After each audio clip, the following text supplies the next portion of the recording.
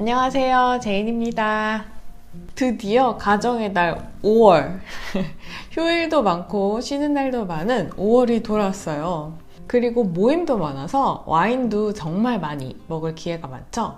제가 와인앤모어에 다녀와서 화이트 와인과 스파클링 와인만 보여드린 것 같아서 죄책감이 들었습니다.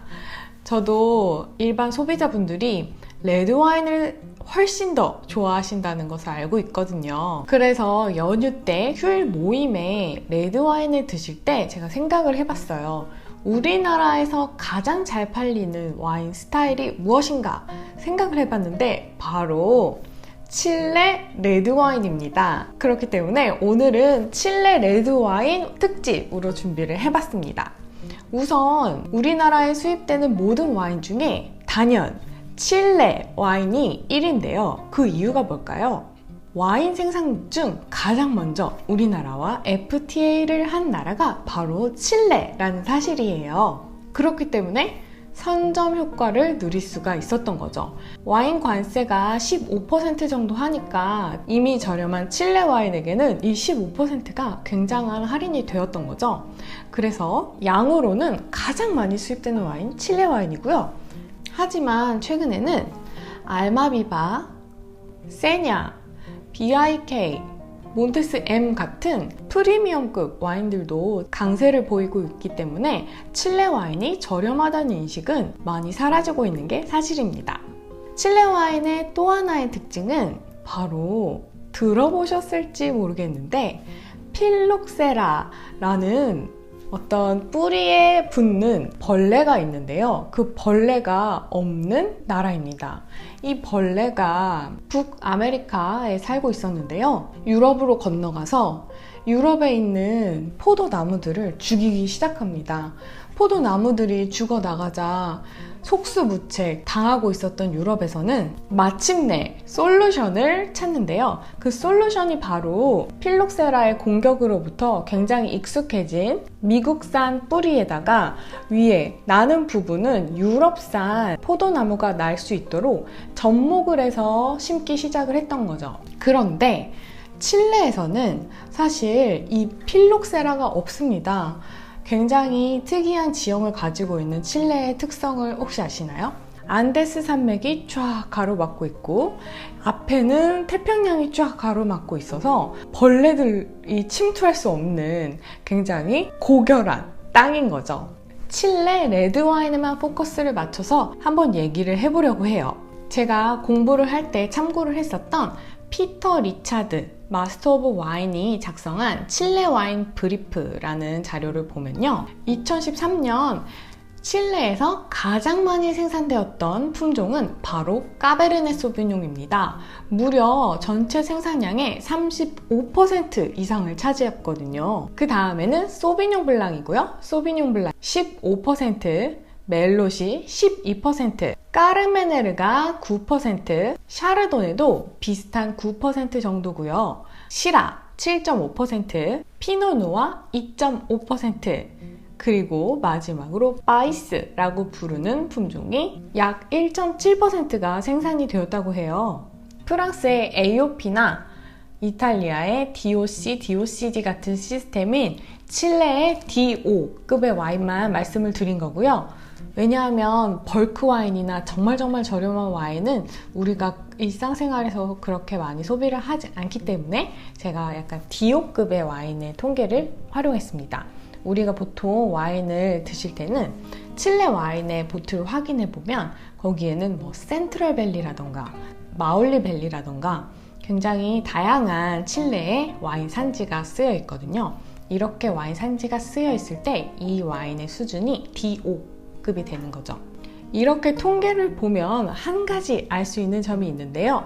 바로 칠레는 보르도 블렌드 품종이 굉장히 많은 나라다라는 것을 알 수 있어요. 보르도 블렌드란 까베르네 소비뇽, 소비뇽 블랑, 멜롯, 까르메네르 이 메인 품종 4가지가 무려 보르도 블렌드 품종임을 알 수 있어요. 이렇게 보르도 블렌드 품종이 들어갔다는 사실을 아시면 여러분들이 그러면 보르도를 내가 만약에 좋아한다면 칠레 와인도 맛있게 먹을 수 있겠구나 라고 생각을 해주시면 될 거예요.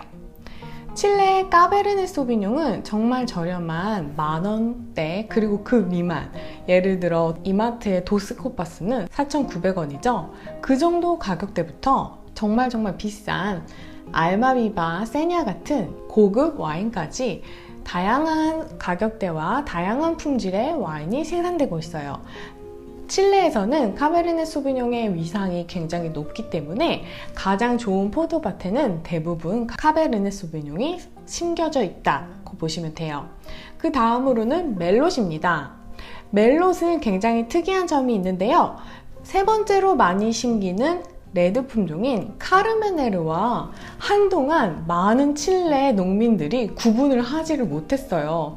무려 1994년까지 이게 구분을 못했는데요. 이 두 품종을 구분하지 못한 것은 굉장히 큰 실수라고 볼 수 있어요. 왜냐하면 멜롯은 빨리 숙성하는 품종 중에 하나고요. 카르메네르는 늦게 숙성하는 품종 중에 하나예요. 심지어 카베르네 소비뇽보다도 더 늦게 있는 포도거든요. 그렇기 때문에 이 두 가지를 헷갈렸다. 그러면 무슨 불상사가 일어나냐면요. 카르메네르가 익지 않은 상태에서 포도를 수확해서 와인을 만들었다는 뜻이 돼요.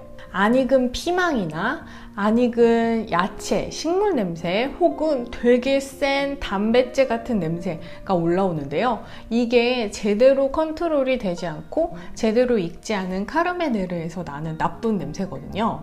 그래서 한동안은 멜롯과 카르메네르가 섞인 칠레 멜롯이 굉장히 맛이 없다는 평가가 쭉 이어졌지만 최근에는 저는 칠레 멜롯을 먹을 때마다 꽤 잘 만들고 특히 초보자들이 마셨을 때 정말 맛있게 먹을 수 있는 와인이다 라는 생각이 많이 들었어요. 세 번째로 카르메네르.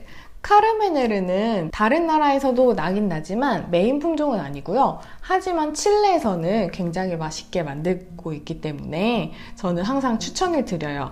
특히 흡연자 남성분들, 좀 담배 향을 좋아하고 시가향을 좋아하시는 분들이 맛있게 먹을 수 있는 그런 와인이기 때문에 늘 추천을 드립니다. 클로 아팔타 같은 와인을 한번 드셔보시면 카르메네르의 정수를 느낄 수 있다고 생각을 하고요. 그리고 한 가지 팁은 대부분 카르메네르가 우리나라에서 아직 인지도가 없고 조금 인기가 없기 때문에 똑같은 급의 와인이라면 조금 가격이 낮게 형성되어 있는 경우가 많아요. 그래서 좀 더 저렴하게 좋은 와인을 드실 수 있을 거라는 팁을 드립니다. 다음 네 번째로 많이 생산되는 레드 품종 시라. 시라는 칠레에서는 지금 현재 라이징 스타예요. 저는 최근에 칠레 시라를 정말 맛있게 먹은 일이 정말 많고요. 칠레 시라를 계속 추천을 드리고 있어요.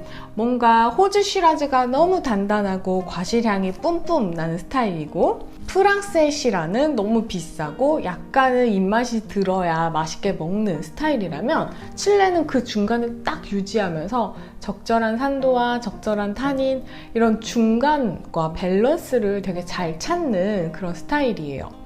이거는 까베르네 소비뇽에서도 마찬가지예요. 나파밸리의 까베르네 소비뇽이 굉장히 과실 뿜뿜 하는 맛을 내고, 보르도의 까베르네 소비뇽은 조금 비싸고 살짝은 세련미가 있는 절제된 와인이라면 칠레가 그 중간을 딱 유지하고 있어서 모든 사람의 입맛에 잘 맞는 와인이라고 생각이 듭니다. 그 다음으로 많이 생산되는 와인은 바로 피노누아. 피노누아는 제가 이마트 영상에서 추천을 드릴 때 늘 꼬노스루 브랜드를 많이 추천을 드리고 있고요.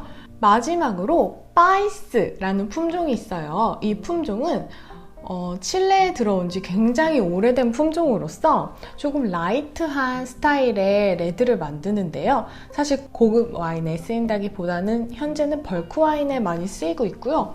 예전에 제가 미겔 토레스 같은 와이너리에서 만드는 로제 스파클링 와인 중에 이 빠이스 100%로 만드는 와인이 들어왔을 때 맛봤을 때 되게 괜찮았는데 요즘도 들어오고 있는지는 잘 모르겠어요. 근데 빠이스는 많은 와인 전문가들이 칠레의 미래다라고 말할 정도로 올드 와인도 많고 잠재력이 되게 높지만 아직 미개척된 품종이라고 보시면 되고요. 이거와 더불어 까리냥이라고 하는 프랑스 남부 품종도 빠이스처럼 옛날에 칠레에 가서 정착을 해서 굉장히 올드바인이 많아요. 그래서 최근 떠오르고 있는 게 바로 올드바인 까리냥 와인이고요. 현재 우리나라에는 그렇게 많이 들어와 있지 않지만 앞으로 좀 보이지 않을까 이런 생각이 듭니다. 이제 이 세 가지 와인을 맛을 볼까요? 이 세 가지 와인은 아영 FBC에서 제가 칠레 와인 특집을 한다고 하니까 보내주셨고요. 저는 마셔보고 솔직하게 평가를 하도록 하겠습니다. 우선 저는 와인, 술을 잘 못하잖아요. 저를 보신 분들은 아실 테지만 저는 술을 그렇게 잘 마시는 사람은 아니에요. 그래서 테이스팅을 할 때는 항상 옆에 스피툰이라는 걸 두는데요. 스피툰은 이렇게 와인을 뱉을 수 있는 그런 기구입니다. 와인을 시음하실 때는 가장 부드러운 스타일부터 가장 센 스타일로 맛을 보시는 게 좋아요. 그래서 화이트 와인하고 레드 와인을 시음하시는 게 좋고요. 특히 당도에 있어서는 또 주의를 하셔야 될 게 당도는 쓴 것부터 단 것으로 갑니다. 타닌이 없는 것부터 있는 것으로 시음을 하시는 게 좋습니다. 가장 먼저 시음을 해볼 와인은 까베르네 소비뇽 멜롯 블렌딩 된 아이고요. 까베르네 소비뇽 70, 멜롯 30. 이 알파카 까베르네 소비뇽 멜롯은 편의점 CU에서 11,500원에 만나보실 수 있다고 하네요. 한번 시음해 보겠습니다. 지금 빈티지가 무려 2019년. 컬러는 우리가 늘 보는 그런 컬러. 그래서 루비 컬러를 띠고 있고요. 향을 맡아볼게요.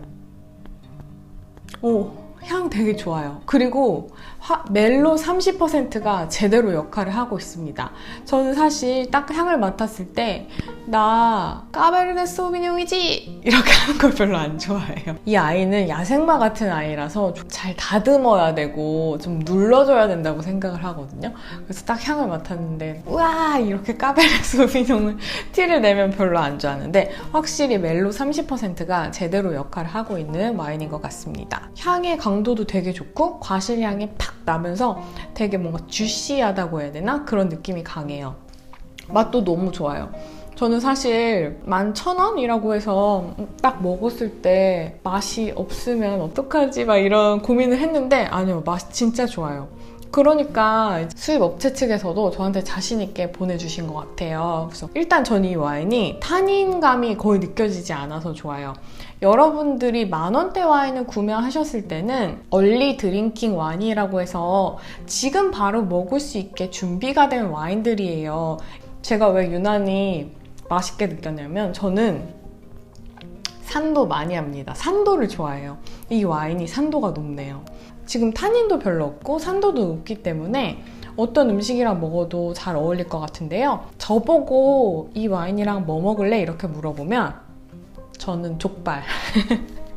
족발이랑 먹으면 맛있을 것 같아요. 특히 그 족발에 약간 이렇게 식초 넣어가지고 묻혀주시는 그런 야채 있잖아요. 그 야채랑 족발이랑 이 와인이랑 이렇게 세 개를 먹었을 때 식초 베이스 양념에 얘가 묻히지 않고 잘 살아나서 세 개 다 맛있게 먹을 수 있는 조합을 가지고 있는 것 같습니다. 다음으로 마실 것은 바로 이 와인. 알파카 프리미엄 까베르네 소비뇽이고요. 코스트코에서 12,000원대에 판매가 되고 있대요. 확실히 그 전에 먹었던 멜롯보다는 색깔이 더 짙어요. 향을 맡아보면 라즈베리, 다크한 체리나 초콜릿 같은 살짝 달달한 향이 훨씬 더 많이 올라오고요. 끝에 약간 스파이시한 좀 후추 같은 느낌이 나요. 보니까 시라가 좀 블렌딩 된 것 같아요. 칠레 와인법에 따르면은 15%를 다른 품종을 블렌딩하면은 라벨 앞에 다른 걸 블렌딩했다는 표시를 안 해도 되기 때문에 안 한 것 같은데 이거는 시라가 조금 블렌딩이 되어 있는 스타일입니다. 확실히 뒤에 약간 후추향, 약간 스파이시향 이런 것이 올라오면서 저렴한 와인이지만 복합미를 주려는 노력을 한 것이 보여요. 이 와인은 까베르네 소비뇽 멜로 블렌딩을 먹었는데 조금 너무 라이트하다. 난 좀 더 바디감이 느껴지는 게 좋고 끝맛이 되게 다크 초콜릿 같이 좀 잔잔하게 타닌이 이 전 와인보다는 훨씬 더 많이 남고요. 피니쉬는 확실히 처음에 먹었던 와인보다 두 번째 먹은 와인이 훨씬 더 긴 편이고요. 두 번째 와인은 돼지고기보다는 소고기랑 더 잘 어울릴 그런 와인인 것 같아요. 다음으로 가장 기대가 되는 다크레드입니다. 디아블로 다크레드. 디아블로가 되게 싸다는 편견이 있잖아요. 편의점에서도 되게 많이 보이고 마트에서도 되게 싸게 많이 보여서 되게 싸다는 편견이 있는데 이 와인은 35,000원에 백화점이나 와인나라에서 판매가 되고 있다고 하네요. 근데 이 와인만 든 게 아니라 패키지 이렇게 있잖아요. 패키지 멋있게. 그 패키지 플러스 초콜릿 전문점 마망갸또라는 곳이 있는데요. 그 마망갸또 초콜릿과 함께 먹어보도록 할게요. 진짜 다크한 레드는 정말 초콜릿이랑 잘 어울리거든요. 그리고 초콜릿이 포트 와인이랑 먹을 수도 있고 아마로네 같은 진짜 진득한 레드랑 잘 어울리는데 이 와인의 좋은 점이 바로 제가 좋아하는 레드 품종 2가지가 블렌딩이 된 거예요. 시라랑 말백입니다. 말백? 칠레 말백? 무슨 소리 하는 거지? 막 이렇게 생각하실 수 있어요. 말백 하면 아르헨티나잖아요. 근데 최근에 뭐 1865도 그렇고 몬테스도 그렇고 말백이 많이 칠레에서 생산이 되고 있고요. 지금 조금만 따랐는데도 향이 막 쫙 올라오는데 너무 좋은데요? 색깔은 진짜 다크 레드. 향이 되게 독특해요. 역시 독특한 블렌딩이라 블랙베리, 브램블, 스파이시한 백후추, 넛맥, 바이올렛 같은 느낌이 있습니다. 다크 초콜릿과 한번 먹어보도록 하겠습니다. 일단은 시음 먼저 해보고 살짝 끝맛에 단단히 느껴져요. 아, 이래서 초콜릿이랑 같이 먹으라고 했구나. 이게 딱 느껴져요. 그리고 진짜 드라이 와인 잘 못 드시는 분들? 그런 분들이 드시면 진짜 좋을 것 같아요. 먹어보도록 하겠습니다. 이 초콜릿 역시 다크 초콜릿이에요.